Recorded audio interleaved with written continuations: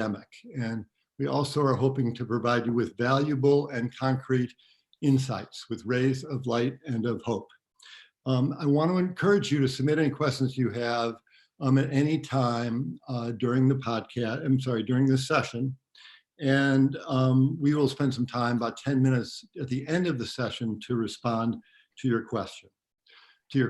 In this episode, I am thrilled to have my Ed School colleagues Meira Levinson and Paul Revel, and delighted to welcome and congratulate HGSC's 2020 PhD recipient, Clint Smith. Big congratulations to you, Clint. Meira is a political philosopher who works at the intersection of civic education, youth empowerment, racial justice, and educational ethics. She has just released a white paper called Educational Ethics During a Pandemic, which can be found on the COVID-19 response page at www.ethics.harvard.edu. Paul is the founding director of the HGSC Education Redesign Lab and has served as the Secretary of Education for the Commonwealth of Massachusetts from 2008 to 2013. Meira and Paul are also both wonderful colleagues and friends. Clint is a writer and teacher. His PhD concentration is in culture, institutions, and society. He is currently an Emerson Fellow at New America, a think and action tank with a civic mission. Clint's writings have been published in The New Yorker, the New York Times Magazine, The Atlantic, Poetry Magazine, and the Paris Review. Today's conversation is about what needs to happen now to prepare educators, families, and communities for a new vision of K-12 education. What does the future look like? What are we worried about? What are we hoping for? How do we keep equity front and center in the future going forward? So let's get started. A big welcome to all of you. And Meira, let me start with you. Where do you think we are headed now? What are you appreciating about what's happening out there now? What are you concerned about? And Meira, if you could also just tell us all a little bit about your work. I think people would love to hear about your work. Sure, thanks, Rick. And thanks so much for including me in this really amazing initiative that you have with Education Now. So as you know, I am a political theorist and a former 8th grade teacher in the Boston Atlanta public schools. And what I'm working on these days is actually trying to get a field of educational ethics going. And so that's why I'm really interested in thinking and looking at the ethical choices that schools and educators and districts and states and nations are making as they face the challenges of educating during the pandemic. I would say that one of the things that I'm super heartened by, actually, and that I see that districts and states have really been focusing on over the last couple of months, is their recognition that they need to put care first for children and for families. It's really extraordinary. Schools and districts mobilized to start feeding children and their families in virtually every instance before, say, they mobilized to try to figure out, well, how do we advance learning? And that was actually the right choice, right? Like, I mean, that is what we should be doing, is ensuring that every child has enough food to eat, has the supplies they need, that their families have that too. Nearly 100% of districts now have organized to feed children, and many districts, including some of the largest in our country, are also feeding adults, no questions asked. And so what I see there is actually, and if you look at like the state education plans that have come out in the last month, they all have elevated caring for kids and families and attending to their social and emotional well-being as being the primary goal. And that, I think, is actually really encouraging, because it reveals to us what many of us have known, right? But that schools are places that need to care for children's and communities' well-being overall. They are sites of community resilience. And I think that schools and districts and states are really stepping up to that. What I hope to see moving forward is that we maintain that commitment, right? There's so much attention now, understandably, to learning loss due to COVID-19, and we do have to address that learning loss. But we need to make sure that we do that in the context of continuing to offer care and support to all children, rather than replacing that care with a focus solely on academic learning. We need to do both and. Meira, this is all very helpful, and very close to my heart too. The focus on care. And you mentioned feeding, and feeding is obviously critically important. But I wonder if you could say a little bit more about other forms of care, about social emotion. You mentioned social emotional needs. I mean, do you have a sense that teachers are getting to know kids better, forming stronger relationships with kids, expressing more care to their parents and to their families? I think that is so diverse, right? I think teachers have been trying really, really, really hard to connect with their kids. But this is where we see systemic inequities rearing their heads, right? As always, it's very, very hard to connect to kids and families remotely when there is no form of remote communication that those kids have, right? Even if they have access to a tablet or a computer or to a Wi-Fi hotspot, if they're sharing that with siblings, if they're sharing that with parents, et cetera, they may or may not be able to be connected with. Also, a number, especially of large districts, have understandably prevented their teachers from connecting with students through private means such as text, chats, and video conferences. Chicago, for example, took this approach in part because a few years ago, the Chicago Tribune did this really horrifying and powerful reveal of the ways in which there were sexual predators to kids. And so, they want to keep kids safe. But if you're keeping kids safe these days through preventing teachers from being able to see their students and connect to their students through whatever means possible, it's just really hard, right? So I think that there are as many ways of trying to show care and trying to connect to children and families as there are children and families and teachers in the United States, but those just also play out in really diverse and inequitable ways. That's been my strong sense too. Clint, why don't we turn to you? And I think people would love to hear a little bit about your work, but also your thoughts on the question that I asked. Yeah, so I am a recently minted doctor from the Harvard Graduate School of Education. Hey! Meira was actually my advisor, so she put up with me for the past 6 years, and so I'm kind of in a month out of graduate school, and more generally, I'm a writer and a researcher, and my work is thinking a lot about the sort of larger historical and systemic forces that shape the contemporary landscape of inequality. And more specifically, my dissertation research is focused on the relationship between education and incarceration, thinking specifically about how people in prison access and make meaning of education, whether they're serving a life sentence or a shorter period of time. And so what we're seeing right now in the context of prison education, I've been teaching in prisons and jails for the past 6 years. I currently teach in DC jail. I taught in the Massachusetts Department of Corrections at various institutions when I was there. Just to clarify, are you working with youth and adults?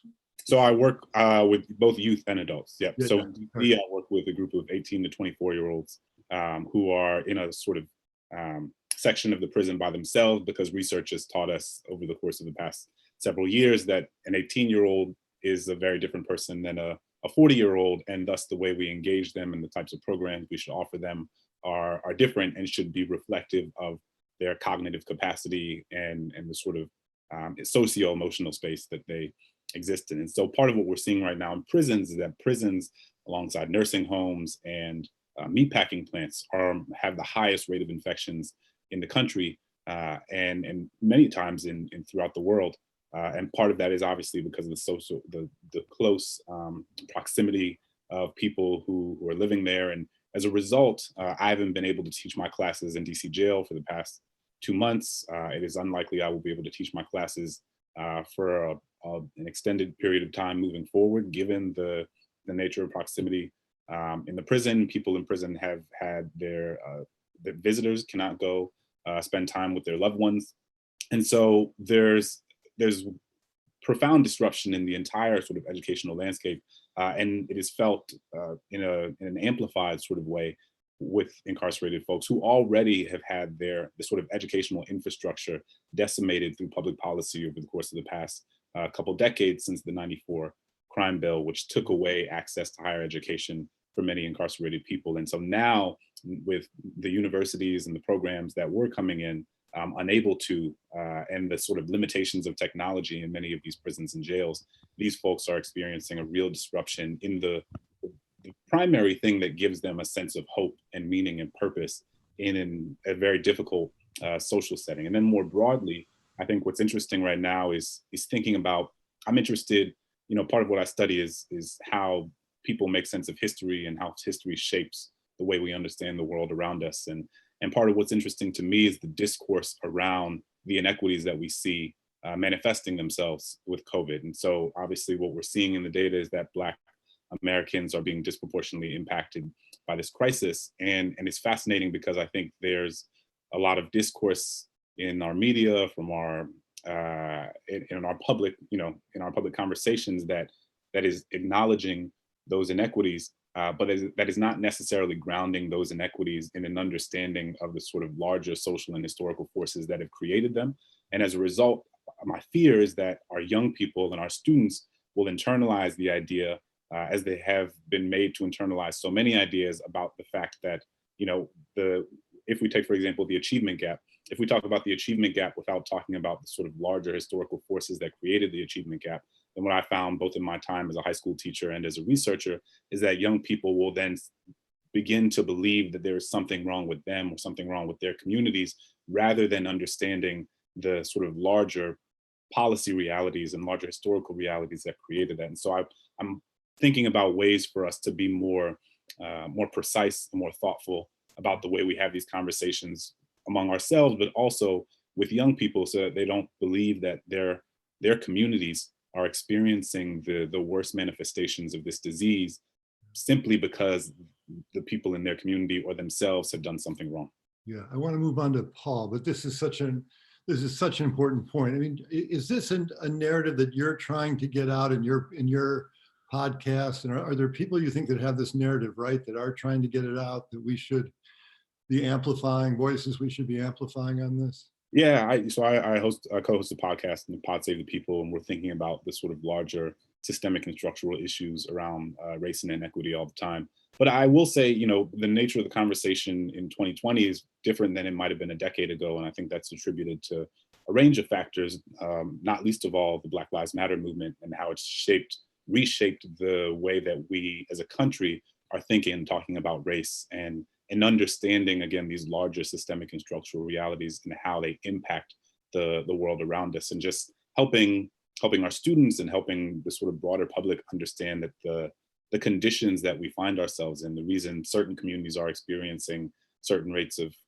COVID, or certain rates of poverty, certain rates of inequality, and others are experiencing it in a much different way, is not specifically because of the decisions of people in those communities, or notions of personal responsibility in those communities. It is instead, a part of a much larger set of forces that are impacting these communities and have impacted these communities for generations. Thank you. All very, very helpful. Paul, I know that you've joined us. Love to hear a little bit about what you do, and the work that you're focused on, but also your thoughts on the question. Sure. Thank you, Rick. Good to be here. As you know, my work focuses on policy and practice, and particularly at the Education Redesign Lab. How do we, through collective impact structures in local communities, design a cradle-to-career pipeline that's insulated with systems of opportunity and support that go beyond just the traditional schools, which form the core of the pipe, and provide young people the opportunities and supports that are generally enjoyed by the more affluent segment of the population, and are crucial to ensuring success in the long run, but haven't been built into our public systems of education. And so we work through our By All Means initiative. We've just had a national convening, and we've got 10 cities across the country, which are our laboratories we work with in great depth. And we have another 50 cities that we work with a lighter touch. And what they're all thinking about right at the moment is, this is a crisis that we're in. It's full of danger. We all know about that. But there is also a silver lining. There's an opportunity. And one of the opportunities is the inequities that Clint was just talking about that have all kinds of historical basis have been revealed in a way that's very vivid and urgent to the general public. I've likened it to a tidal wave that pulls back from the ocean floor and shows you disturbing realities that have been the lived experience of people there for generations and are familiar to those of us who work in that space.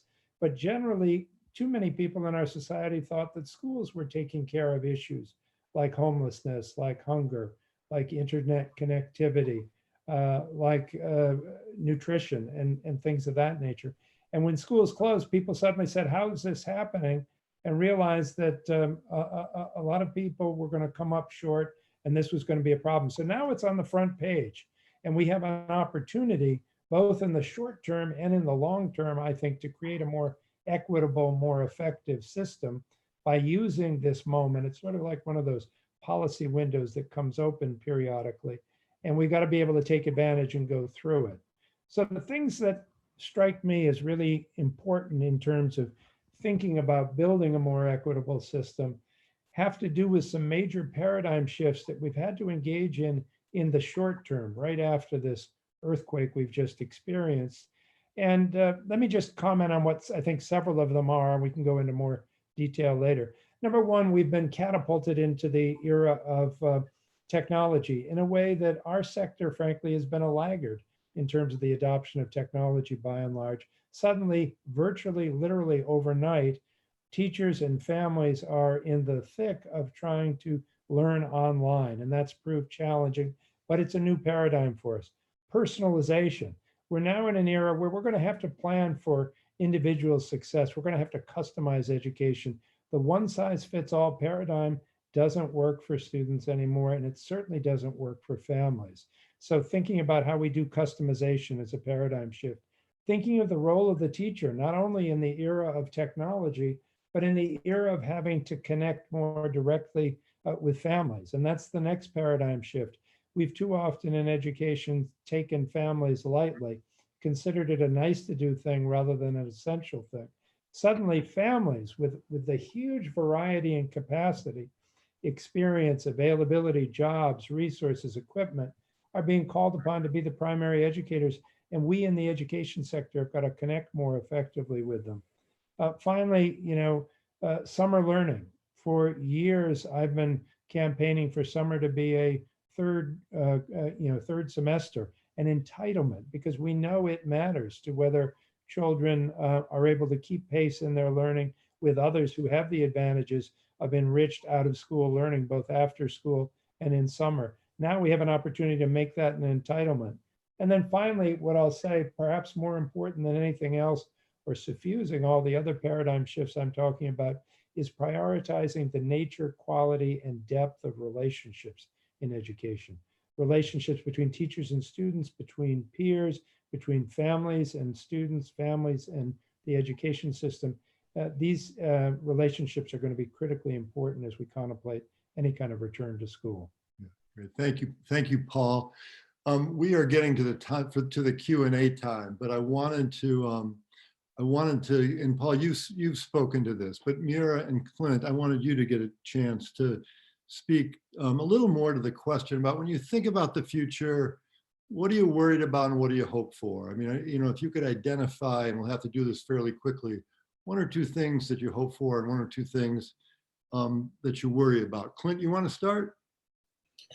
Yeah, part of what I am hopeful of is that, kind of as I alluded to before, I do think that there is a more thorough and widespread and more mainstream analysis of the systemic and structural realities that shape what is happening in our schools, and a recognition that our schools do not exist in isolation. I think for a long time, education reformers and education advocates talked about solving education as the civil rights issue of our time, and this was the thing that we had to focus on. And I think that can be true, but what is also true is that it exists as part of a much larger ecosystem of social and political realities, and it's just one part of a larger social infrastructure, and that it cannot be addressed in isolation. That, you know, as we see now, we can't think about education without thinking about housing, without thinking about food insecurity, without thinking about incarceration, without thinking about immigration, that all our students are impacted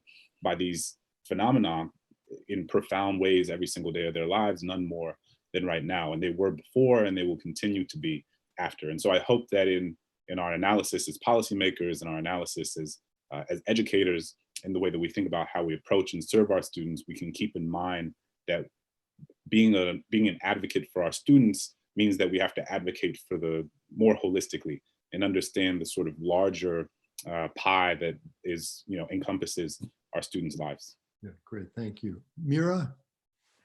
Yeah, I think that what I hope for and what I worry about are two sides of the same coin, and they kind of build on off of what both Paul and Clint were talking about.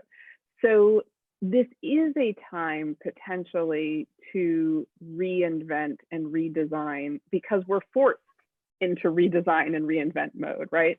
And so, you know, many of us, I think, hope that as schools and school systems and policymakers think about how to design, you know, for pandemic resilient communities and pandemic resilient schooling in the future, that we won't take, say, what we were doing in January 2020 as the baseline that we're trying to get back to, right? Because that was so infused with inequities and so infused with so many challenges, but in fact, we'll challenge ourselves to move towards a much more equitable and desirable future and model of learning, right? And model of relationship building and deeper learning and caring and so forth.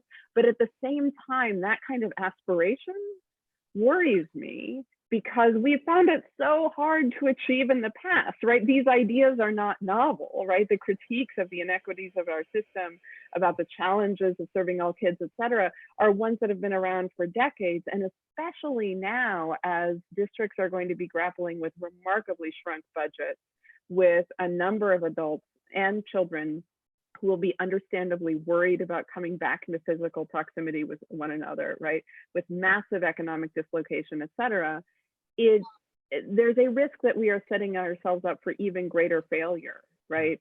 If we try to shoot the moon, right? So that's the question. That's what I really am wrestling with. Right Yeah, no, I totally appreciate that. Clint, you want to speak to this one? Sorry. You mean me? Anything else you want to add? I'm sorry, Paul, do you want to speak? I meant Paul, sorry. Paul, you want to add anything to this? Yeah, well, I mean, the things that came to the forefront of my mind are things that both of our panelists have already commented on. I'd say it in a different way. Our work is premised on the notion that schools alone can't do the job of all means all, of every child a winner, of no child left behind. And it's going to take the kind of holistic approach that Clint talked about. To Meira's point, we can't get there overnight with a snap of the fingers, but we can have a vision of a model. And I think of it as that cradle to career insulated pipeline, and then a strategy for how to get there bit by bit. And you know, also to Meira's point, that restoring the status quo is the sort of default approach in a crisis, and that would be a setback as far as I'm concerned. We'd lose the opportunity. So I think we need to avoid just thinking about that. But in order to think differently, educators and people on the ground who are responding to this crisis are going to need time, space, a sort of container in which to have sort of major strategic thinking about pivoting. And that's going to be hampered by the budget crisis that Meira referred to. I mean, first and foremost in the mind of community leaders right now is what's going to happen in terms of the economic impact on tax collection, revenues, and therefore support of everything from school districts to social services. Yeah, great, thank you. All right, we have a bunch of questions from our participants. Thank you folks for submitting these questions. Let me go to the first one. From an equity standpoint, how do you handle the fact that most of the students who need to focus on basic needs are also the students who will be most likely to suffer learning loss? I'm a teacher in Chicago, and I struggle to know how much to push learning while knowing many of the students are living through traumatic experiences. Yeah, we talk about this a bit in the white paper on educational ethics during a pandemic. One of the things that I noticed, actually looking at Chicago public schools, but also a bunch of other public schools around the country, is I think there are three different ways that schools and districts are conceiving of equity, right? One is the sort of, we've seen the hashtag of Maslow over Bloom, right? Meet kids where they're at, serve their basic needs. Like, let's put, say, learning, especially standards-based learning, to the side. A second has been recognizing the vast inequities in what kids have and what kids need, is to shift to part of what Paul is talking about, I think, a much more enriching vision of learning, right? So rather than stick with the standards, rather than continue in lockstep on the curriculum, review with kids what you've taught, but then give them really enriching, often family-based learning opportunities, right? Do an oral history with a relative, explore your neighborhood, right? Do a community asset map, whatever. And then the third vision of equity, that was one that is also, I think, related to this teacher's question, right? Which is, we already have a hierarchical system in place with very clear marks of achievement. And if we don't help kids get there, including by mastering the standards and then being able to do well on the standardized tests, on state tests, on SAT, meeting graduation requirements, we are setting up kids for an even worse failure. And so those are states and districts that have really pushed ahead with offering the curriculum. In some ways, I think all three have real justifications and all three have some real weaknesses. And it's hardest when you have this pileup of need. And it's one of the reasons I think Paul and Clint are both right, that we do need to take a systemic and ecological approach to this. We can't think that by just touching one of the things, right, just advancing in the curriculum or just feeding and caring for kids is going to do it. It has to be more systemic. And teachers have to be part of the mix of talking about it and being invited onto the panels as solution makers. One of the things that shocked me was when Cuomo announced his redesigning education panel led by Bill Gates, and there was not a single currently practicing educator on it. And we have to have teachers in there as part of the solution designers. Absolutely, absolutely. Why don't we Rick, just a quick input on that one. I just think, I make the argument again for customization. In other words, we have to meet children where they are and give them what they need. And that applies to both in school and out school. And treat the children much as we would treat our own children as parents. And it's got to be a 360-degree look. We don't just look at their scores and academics, although those things are important. We shouldn't denigrate the importance of those things. But we're going to have to be more like a healthcare system than, a daycare system. And the public's need for a daycare system has been also revealed in this crisis. But a daycare system is a one-size-fits-all system. And we need a system that's going to customize to them, give them the support if they've been through trauma that they need in terms of that support, and then break down the barriers of time and space that we associate with school, use technology to give them what they need academically as well. Well, let me ask you a question about this. And again, I'm going to ask you to be brief. And Clint, you may want to jump in about this, as we do have more questions to get to. But in terms of the sort of holistic ecological approach you're advocating for, I will tell you, my mother's 97 years old. She's been advocating for this, and so have a lot of people for 60 years or 70 years. And so, this has been a conversation that's going on for a very long time. And I'm wondering your sense of how do we develop the political will to actually move on this? And Paul, I don't know if you want to respond to that, or Meira. I'll quickly go and love to hear from the others. I mean, I've called this a Sputnik moment. You know how when the Sputnik went up in the 50s and the nation suddenly felt we were at risk and we were vulnerable because the Soviet Union had outpaced us in getting to space, and therefore their education system must be stronger, and therefore we needed the federal government to get more involved, and we had a National Defense Act, and then an Elementary and Secondary Education Act, and then a war on poverty, effectively a Marshall Plan.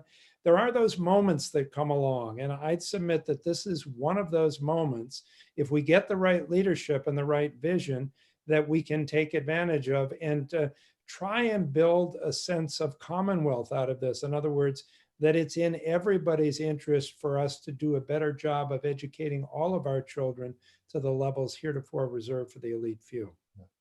Clint or Meira, you want to add anything quickly about this one?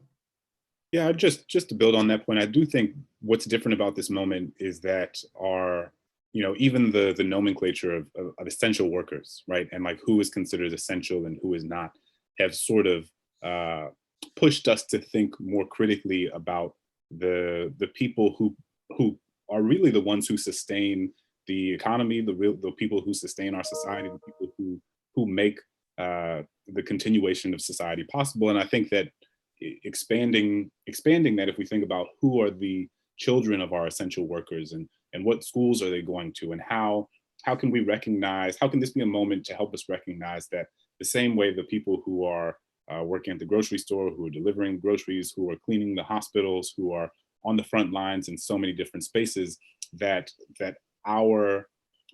the only way that we will have a robust infrastructure that both affords them the pay that they deserve, the benefits they deserve, and also gives their children the opportunities that they deserve for upward mobility, is if we invest, if we recognize that an investment in them is an investment in the collective. And that's what Paul was alluding to. And I think that just thinking about empathy and expanding our capacity to believe in what the impact of collective investment might be. Great, thank you. I'll just add, Rick, can I add super quickly, since I know this is something you care about? Yeah. Is one way to build the political build the political will is to elect the political leaders who we want to see in office. Yeah, right? And so go out and vote for both visionaries and for practical people who can get things done. Beautifully said, thank you. Let me get to another question. For decades, there has been calls for universal access to the internet, for example, through the federal E-rate program for schools and libraries. Is it time for federal legislation that would assure that all schools and libraries are guaranteed access to the internet? And what about the homes of low-income families? Yes and yes. I agree. You got to do it. It's now an essential. This is what I mean by a paradigm shift. It used to be an incidental, and no school department would consider putting it in its budget. Now you got to have it. It's just it's an imperative. Absolutely. Question number 3, is recognizing a federal right to education a necessary step to equalizing and improving education after the COVID-19 pandemic subsides? I'm not sure I'd put my energy there, particularly with the way the courts are going these days in terms of looking at enforcing some kind of federal entitlement. I think that's a good long run strategy, but I think there's much more hope in addressing, developing a vision to address these challenges at the local level where the crisis has happened, and building from there to getting more state energy to this, and then using state advocacy to bring about an appropriate federal response. I would also add, I think that it's not just a right to education that would matter, right? It's a right to a certain kind of education. Education to do what, right? So Michael Rebell is actually the lead lawyer in a really fascinating lawsuit that's coming out of Rhode Island that is attempting to demonstrate that actually equal protection rights are being violated by Rhode Island's highly inequitable education provision. And ideally that will actually make it to the US Supreme Court and get a favorable judgment. And one of the things that's really powerful about that case is that it's not just about some baseline education, it's actually about relative levels of education, which is I think what we need in order to work towards equity. And that case includes the holistic conception embodied in community schools. And yeah, I've been a bit involved in that. I think it's very promising. Okay, unfortunately, we're going to have to wrap this up. We've already gone over time a little bit, but I do want to share some takeaways that you all have distilled for us. And I will just read them. Number 1, hopefully you have built deeper relationships with students and families during this time, strengthening these relationships. All right, I just got to minimize my screen here so I can read these. Because we'll take a collaborative approach to move forward. Commit to prioritizing care, equity, and inclusion as we rebuild schools, seize this opportunity to change some of the systemic inequities that have been highlighted by this crisis. This is the time to do so. Work with local government, businesses, and communication providers to ensure the resources they need to effectively learn, to ensure that families have the resources they need to effectively learn at home. Sorry, I'm missing the end. Can somebody read the end of this? This can range from internet and electronic devices, i.e. the federal E-rate, to books and construction paper. Meet students where they are in order to help drive their success. Great, thank you, Meira. All right, well, I want to thank all of you, Clint and Paul and Meira. This has been a fabulous conversation. I really appreciate your joining us and your very thoughtful remarks. As we usually do at the end of these sessions, we try and give high fives or elbow links on the screen, and high fives and elbow links to everybody out there. I want to thank you all for joining this conversation. We are going to keep taking your questions on Facebook, and stay in touch and check out hcsc.me/ednow to rewatch this and find out about future episodes this summer. Take care, everyone, and be well, and we'll be back in touch in the summer. Thank you so much. Thank you so much. Thank you all. Thank you, Rick. Thank you, panelists.